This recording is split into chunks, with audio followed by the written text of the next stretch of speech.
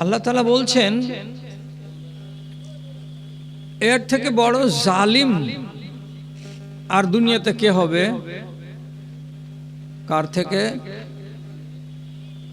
কার থেকে বড় জালিম? তো আল্লাহ তাআলা বলছেন যার সামনে কোরআন মাজিদের কথা বর্ণনা করা হলো, হালাল হলো, হারাম হলো, জায়েজ হলো, নাজায়েজ হলো, বৈধ হলো, অবৈধ হলো, কোনটা করব কোনটা ছাড়ব সব কিছু বয়ান করা হলো, তারপরেও মানুষটাকে দেখা যাচ্ছে কি মুখটা বাঁকা করে পিছন দিক ঘুরিয়ে দিয়ে চলে যাচ্ছে টেঁড়া হয়ে অন্য দিকে। কথাগুলোকে মগজে বসাই না, কথাগুলোকে হৃদয়ে বসাই না, কথাগুলোর প্রতি মোহাব্বত এবং ভালোবাসা দেখাই না। তাহলে এই মানুষগুলোর মতো জালিম এই দুনিয়াতে আর কে আছে?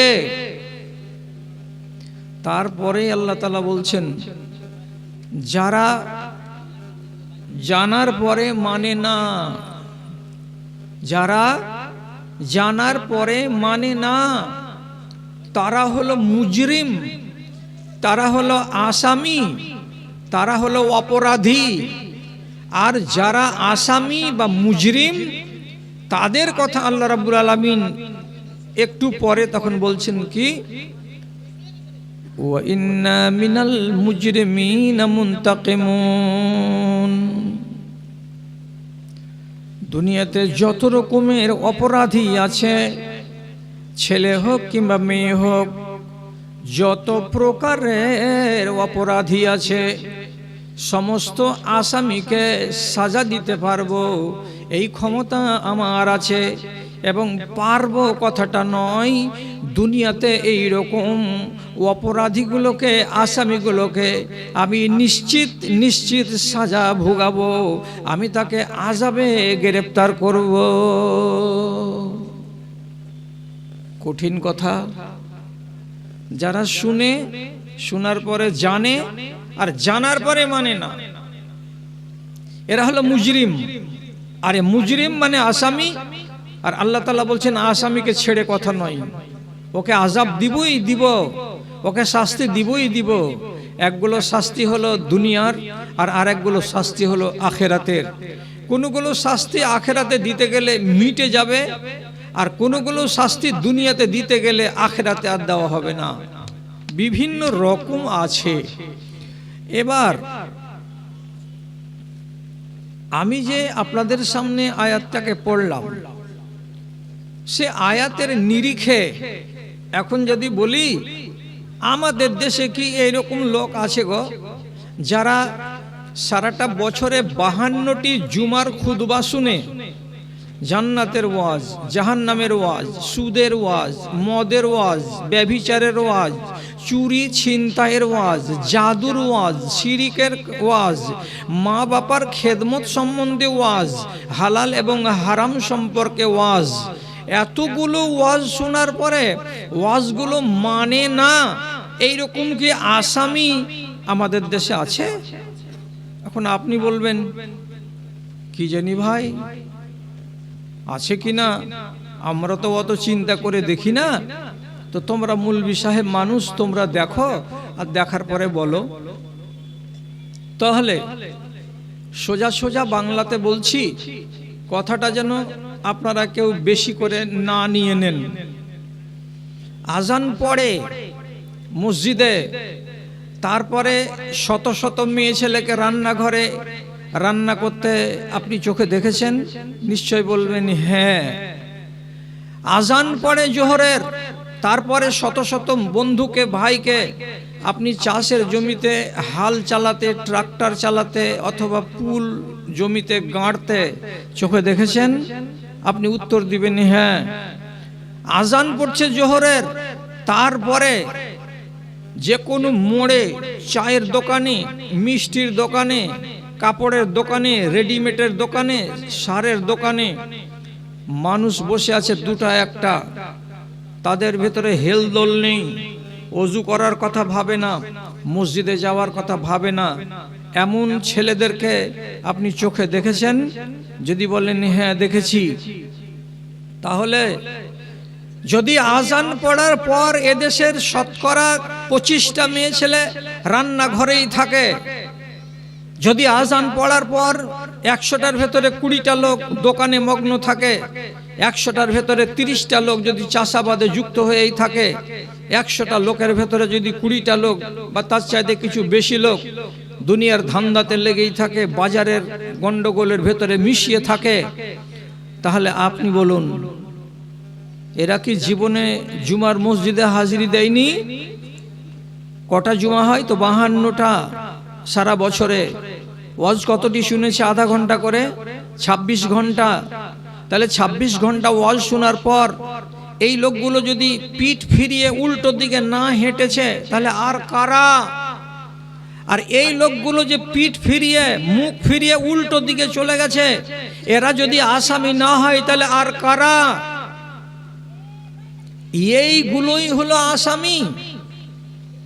আর এদের কথাই আল্লাহ রাব্বুল আলামিন বললেন, ইন্না মিনাল মুজরিমিনা মুনতাকিমুন, বদলা চুকিয়ে নিব যারা যারা আসামি আছো তাদের। দাদারে, ভাইরে, যতটি লোক জালসা শোনার জন্য বসে আছেন, কান খুলুন, কথাগুলো কি বলছি। বলবো কারে, বলবো কারে, শুনবে কে রে, আছে কাহার জিন্দা প্রাণ, দেহখানি মরে গেছে, খাড়ো আছে দুটো কান, খাড়ো আছে দুটো কান। চোখে কাজ করে না, মগজে কাজ করে না, বিবেকে কাজ করে না, বুদ্ধিতে কাজ করে না, আপনার লেখাপড়া কাজে আসে না, আপনার ইমানটা এতটাই ড্যামেজ হয়েছে, এতটাই দুর্বল হয়েছে যে শতবার একটা কথা শোনার পরে আমার ভেতরে পরিবর্তন আসে না, নিজেকে বদলাতে আমি রাজি হই না। তাহলে এরা আসামি নয়? আপনি যদি নিজেকে আসামি বলতে না পারেন, তাহলে আর আমি কি ওয়াজ শোনাবো? আমাকে তো মাঝ রাস্তাতে থেমে যাওয়াটা উচিত।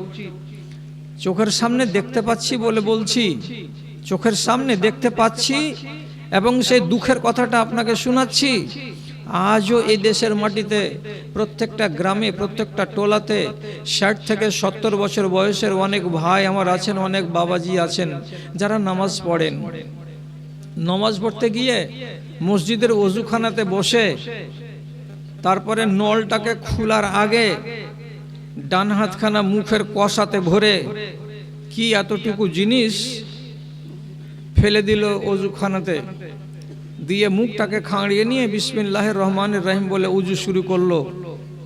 কি ফেললেন ওযুখানাতে? বয়স কত আপনার? এই জিনিসটা কতদিন ধরে খাচ্ছেন? কোন আলেম দুনিয়াতে বলেছিল যে এটা খেতে গেলে খুব নেকি আছে? তাহলে আপনি কি উদ্দেশ্যে এই হারাম জিনিসটাকে খেতে খেতে আজকে 65 বছর বয়স করে দিলেন? মরবার আগে হারাম ছাড়তে পারেননি, আপনি আসামি নন তো কে? কথা খুব কড়া লাগবে আপনাকে। সকালবেলায় চায়ের দোকানে বলবেন মুলবিটার বয়স হয়ে গেছে, কিন্তু কথা আছিলা বলছে। আছিলা কথা একটাও নয়, আপনাকে শুনতে কড়া লাগছে। আমি যদি একটা কথা কোরআন হাদিসের বাইরে বলি, তাহলে আল্লাহ তাআলা আমার হিসাব নেবেন। আপনার ওই হারাম জিনিস খাওয়া মুখটা দিয়ে তার আপনার পার্শ্বে আরেকটা লোকের সামনে যদি গল্প করেন, আপনার মুখ থেকে সেন্ট আসবে না 32 দিনকার মরা কুকুরের গা থেকে যেটা সেন্ট আসে, দুর্গন্ধ আসে, ওই দুর্গন্ধটা বেরোবে? আর এমন জঘন্য মুখখানা দিয়ে ওযু করার পরে লাইনে দাঁড়িয়ে আপনি আল্লাহু আকবার বলে দাঁড়াবেন, আর আপনার মুখ দিয়ে ফিস ফিস ফিস ফিস করে আওয়াজ বেরোবে, বিসমিল্লাহির রহমানির রহিম, আলহামদুলিল্লাহি রাব্বিল আলামিন, আর রহমানির রহিম, আপনার যতগুলো শব্দ মুখ দিয়ে বেরোবে, এই যে পচা জায়গাগুলো, দুর্গন্ধযুক্ত জায়গা, এখান দিয়ে শব্দগুলো বের হবে তো গন্ধ মাখা মাখা অবস্থায় বের হবে। আপনি বলেন তো এত নোংরা জিনিসগুলো যেগুলো গায়ে লেগে যাচ্ছে পবিত্র কোরআনের, পবিত্র কিতাবুল্লাহর, তাহলে এগুলো কি আল্লাহর ফেরেশতারা শুনতে পারবেন? এগুলো কি আল্লাহ রাব্বুল আলামিনের ফেরেশতারা আপনার পাশে দাঁড়িয়ে লিপিবদ্ধ করবেন? হবে? কিন্তু আপনাকে তো শিখাতে পারিনি। ওয়াজ করে করে আমি বুড়া হয়ে গেলাম, আপনি শুনে শুনে বুড়া হয়ে গেলেন। ঈমান বাড়ছে না, ঈমান কমছে? যদি বলেন না, তাহলে ছোট করে একটা প্রশ্ন বলছি, আপনি নিজের জায়গায় বসে বসে শুনেন, আপনি আওয়াজ করিয়েন না। কি 30 বছর আগে, 30 বছর আগে যা আমাদের দেশের অবস্থা ছিল তার দিক দিয়ে দেখে বলছি, 30 বছর আগে আমাদের দেশে মসজিদের সংখ্যা যতটি ছিল তার তুলনায় আজকের দিনে মসজিদের সংখ্যা বেড়েছে না কমেছে? বেড়েছে। 30 বছর আগে আমাদের দেশে ট্রেন এবং বাস যতটি ছিল তার তুলনায় আজকের দিনে বেড়েছে না কমেছে? বেড়েছে। 30 বছর আগে আমাদের দেশে যতটি স্কুল ছিল, কলেজ ছিল, মাদ্রাসা ছিল, ব্যাংক ছিল, কোর্ট কাচারি অফিস আদালত ছিল, তার তুলনায় আজকের দিনে এগুলো বেড়েছে না কমেছে? বেড়েছে। 30 বছর আগে আমাদের দেশে জনসংখ্যা যতটি ছিল, 30 বছর পরে আজকের দিনে জনসংখ্যা বেড়েছে না কমেছে? বেড়েছে। তাহলে আর কত বলবো? স্কুল বাড়লো, কলেজ বাড়লো, মাদ্রাসা বাড়লো, শিক্ষা প্রতিষ্ঠান বাড়লো, বাস বাড়লো, ট্রাক বাড়লো, জিপ বাড়লো, রেল লাইন বাড়লো, ব্রিজ বাড়লো, রাস্তা বাড়লো, জনসংখ্যা বাড়লো, সারা দেশের সব জিনিস বাড়লো বাড়লো বাড়লো বাড়লো। এবার আপনি জব করেন, আল্লাহর ওয়াস্তে হ্যাঁ করুন বা না করুন, সবই যখন বাড়ছে, তো আমাদের দেশে এতগুলো জনগণ, এত মুসলমান, তো আমাদের মুসলমানদের ভিতরে তাদের ঈমানটা বাড়লো না কমলো? হিসাব করে আনবেন কালকে। ঈমান বাড়ছে না কমছে? ঈমান কমছে। সব বাড়বে আর ঈমান কমবে, কেন হবে এটা? এইরকম কথাটা তো আমরা মনে মনে ভাবিনি। আদের মরণ লীলা, নুহের তুফান, এ কিসের পরিণাম জেনেছো সবাই? খেয়াল করুন, আদের মরণ লীলা, নুহের তুফান, এ কিসের পরিণাম জেনেছো সবাই? ধর্ম ধারে না যেমন শৃগাল কুকুর, এমন জীবন তবে কেন গড় হাই? এমন জীবন তবে কেন গড় হাই? অস্তের আগে ভাই রাস্তাটা দেখে নাও, নইলে বিপদ হবে শেষের বেলায়। গজবেরও বেড়া জালে ঘেরা পড়ে দেশবাসী, শহর বিলীন হয়ে যায়, শহর বিলীন হয়ে যায়। কবরে যাওয়ার আগে রাস্তা পরিষ্কার করুন। কবরে যাওয়ার আগে ব্যাগের ভেতরে একটা ছোট টর্চ লাইট ঢুকাবার ব্যবস্থা করুন। 150 টাকা দিয়ে টর্চ লাইট কিনে নিলে সে টর্চ লাইট যাবে না। আলোর ব্যবস্থা করুন। কি দিয়ে? তো আপনার নিজের মাথাটাকে ঝুঁকিয়ে জমিনে রেখে দিয়ে এবং নাপাকখানাকে ছেড়ে দিয়ে আল্লাহ রাব্বুল আলামিনের একমাত্র বন্দেগী করে নিজের আলোকে মজবুত করে নিয়ে কবরে যান। না হলে আসামি হয়ে যদি যাবেন, তাহলে আল্লাহ রাব্বুল আলামিন বলছেন বদলা চুকিয়ে নিব। নিয়েছি বদলা চুকিয়ে। মানতে পারছেন না? যদি মানতে না পারেন, আসামিকে আল্লাহ ছাড়েননি এ কথাটা যদি মানতে না পারেন, নবী সালেহ আলাইহিস সালাতু ওয়াস সালামকে আল্লাহ তাআলা একটা উট দিয়েছিলেন মুজজা, আর বলে দিয়েছিলেন তিনি যে এই উটটা হলো মুজজা আল্লাহর পক্ষ থেকে, যেখানে ইচ্ছা সেখানে চড়বে, যেটা ঘাটে নামবে সে ঘাটে, যে পুকুরে ইচ্ছা সেখানে পানি পান করবে। তোমরা এই উটকে কোনোদিন বাধা দিও না, তো তোমরা তার গায়ে লাঠি মারিও না, তার তোমরা ক্ষতি করিও না। এটা আল্লাহর পক্ষ থেকে এসেছে, এটাকে তোমরা নাড়তে গেলে বিপদ হবে। এটা মুজজা। আমি তোমাদের বারবার বারবার সাবধান করছি, এটা মুজজা, এটা আল্লাহর দেওয়া একটা নিশানি। 20 বার বলার পরেও গ্রামবাসীর বদ চরিত্র আল্লাহ কোরআনে বলছেন ফাকারুহা, ওর পাকে কেটে দিল। এই উঁট তুই এত সিয়ানা, যার জমিতে পাবি ঢুকে যাবি, মড়মড় মড়মড় করে কচি কচি ভুট্টার গাছগুলোকে খেয়ে নিবি, খেসারির জমিতে ঢুকবি এবং পাইমল করে খেয়ে ফেলবি, এটা বরদাস্ত করা যাবে না। ফাআকারুহা, ওকে কেটে দিল পাখানা। যেমনি কেটে দেওয়া, আল্লাহ রাব্বুল আলামিনের নাফরমানি করলো তারা। রব্বুল আলামিন বলছেন আসামিকে ছাড়ি না। তখন আল্লাহ কি করলেন? ফাদামদাম আলাইহিম রাব্বুহুম বিযামবিহিম ফাসাওয়াহা, রাতের বেলায় আযাব নামিয়ে দিলেন। আর আযাব নামিয়ে দেওয়ার পরে ওই এলাকার যতগুলো লোক ছিল, একজন লোক করলো, চারজন লোক করলো, তাদের শাস্তি হিসাবে সবার উপরে নাজিল হলো আযাব। গোটা এলাকাটাকে রব্বুল আলামিন ধ্বংস করে রেখে দিলেন। আসামিকে ছাড়া হয় না, এ কথাটা যেন মাথায় থাকে। জি, যদি বিশ্বাস না লাগে তো আপনার পোতার যদি অ্যান্ড্রয়েড মোবাইল থাকে তো ওকে যে বলবেন, আব্দুর রহমান জিনিসটা দেখে দে তোরে। রাতের বেলায় মুলি সাহেব ওয়াজ করছিল, তো কানে শুনেছি, চোখে দেখতে তো পারবো না, অনেক দূরের কথা, তো চোখে তো দেখতে পারবো। একটা দুনিয়াতে নদী আছে, নদীটার নাম হলো ডেড সি, ওর নাম বাংলাতে হলো মরা সাগর। মরা সাগরে পানি আছে পুরা মোবিলের মতো, কোনো পশু পাখি পান করে না।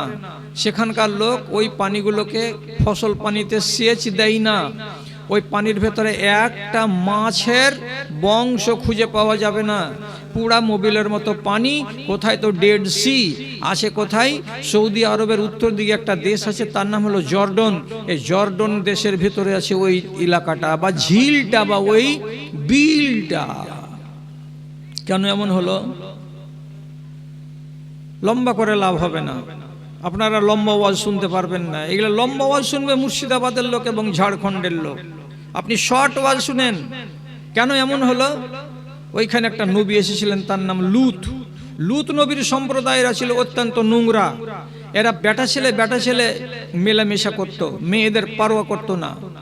নবী লুত পরিষ্কার ভাষায় ডেকে বলছেন, কোরআনে লেখা আছে, হা উলায়ে বানাতি, এই দেখো এগুলো আমার বেটি হলো, এটা আমার পতিন হলো, এটা আমার লাতিন হলো, এটা আমার ভাতিজি হলো, এগুলোকে তোমরা বিয়ে করো এবং এদের সঙ্গে তোমরা শারীরিক সম্পর্ক করো। এটা হলো নিয়ম, বিধির নিয়ম।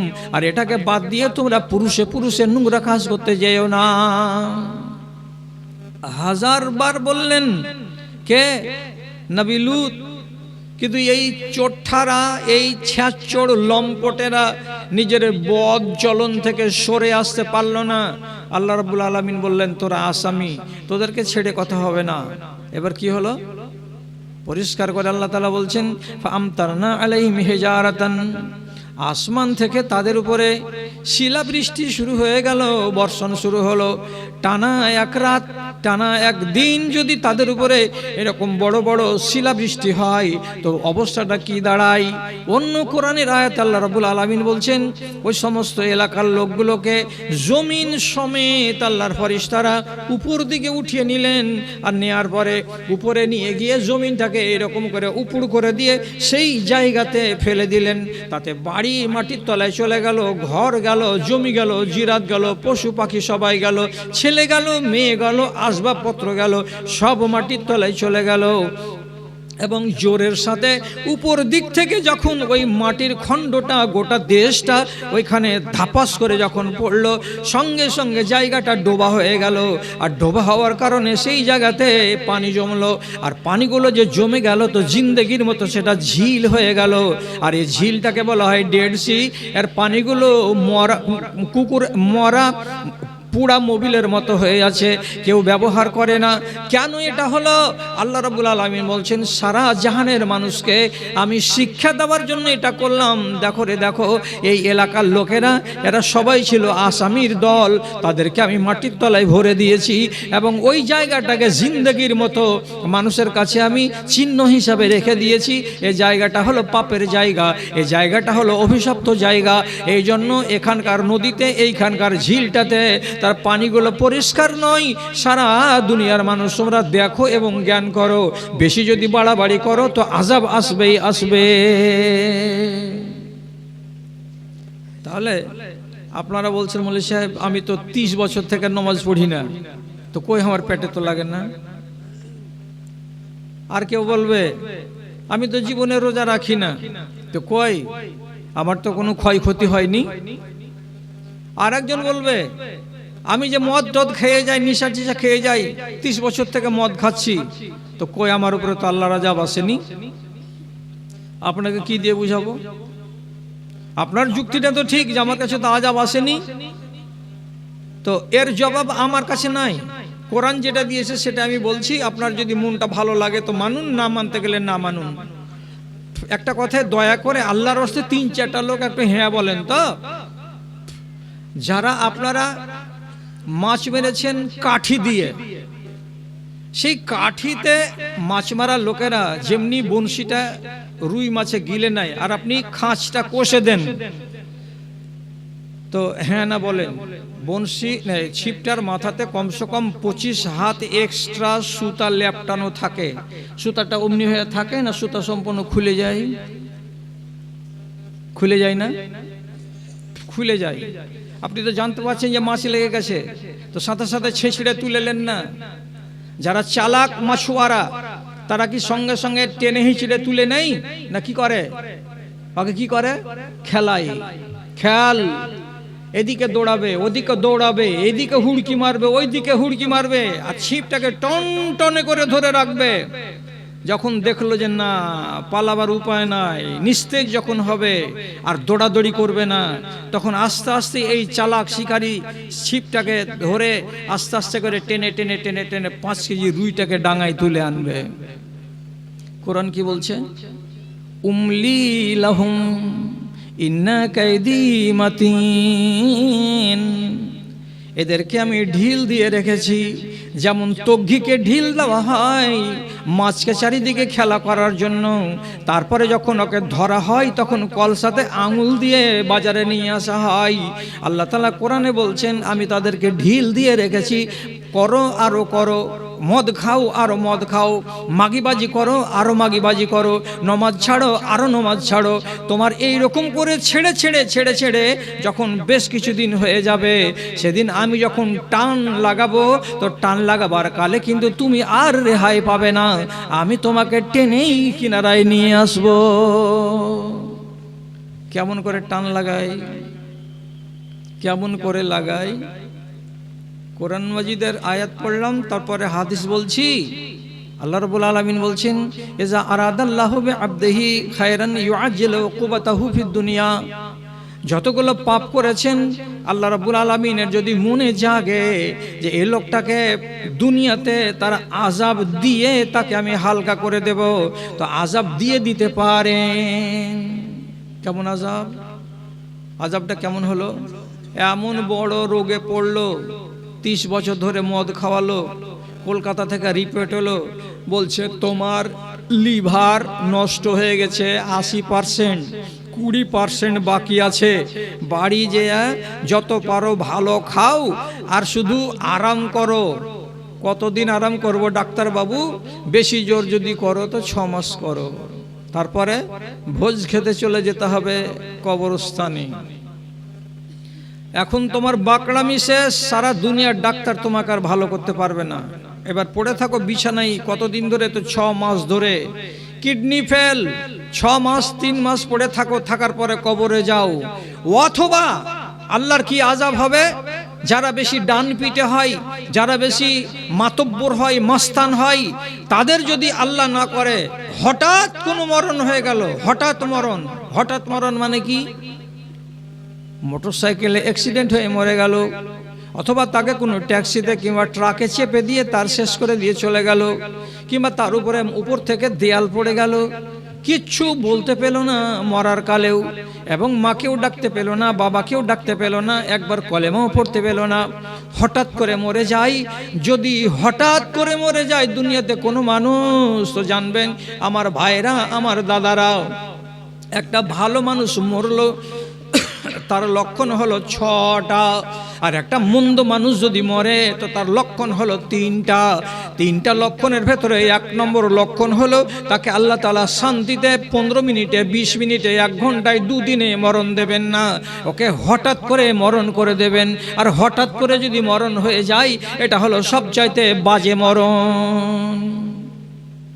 অ্যাক্সিডেন্ট হয়ে মরে গেল, রোডে পড়ে আছে, জ্ঞান নাই, পড়তে পড়তে জ্ঞান হারিয়ে গেছে। এবার ওর কানের কাছে আপনি আস্তে আস্তে বলেন তো লা ইলাহা ইল্লাল্লাহ, লা ইলাহা ইল্লাল্লাহ, ও তো হা করে তাকাইছে, এখনো লা ইলাহা পড়বে? তাহলে আল্লাহ এমন মরণ কেন দিলেন? যে না, তোর আগেকার রেকর্ড ভালো নেই, এই জন্য তোমাকে আমি এইরকম মরণ দিলাম। জি, কথাটা মেনে নেন। তাহলে আযাব দিতে আল্লাহ তাআলা ছাড়বেন না, সে ছেলে হোক অথবা মেয়ে হোক। যদি অপরাধী হয়, আল্লাহর আইনকে অগ্রাহ্য করে, আল্লাহর আইনকে না মেনে, তাহলে কত রকমের অপরাধী আমাদের দেশে আছে। এই করতে করতে করতে করতে শেষে ইমানটা কি হয়েছে? সাংঘাতিক কথা বলছি। এই গ্রামটার নাম কামডোল, না আমডোল না কামডোল? কামডোল। এই কামডোলের তীরমোহনী মোড়ে অনেক দোকান আছে, সকালবেলায় আলোচনা করবেন। যদি কোনো লোক বলে এই কথাটা মুলি সাহেবটা বেশি বলেছে, তাহলে এই দেশের যিনি আলেম আছেন আপনাদের কাছে বিশ্বস্ত, তার কাছে নিয়ে গিয়ে সার্টিফাই করাবেন। সার্টিফাই হয়ে গেলে আলহামদুলিল্লাহ, আর না হয়ে গেলে আমাকে ফোন করবেন।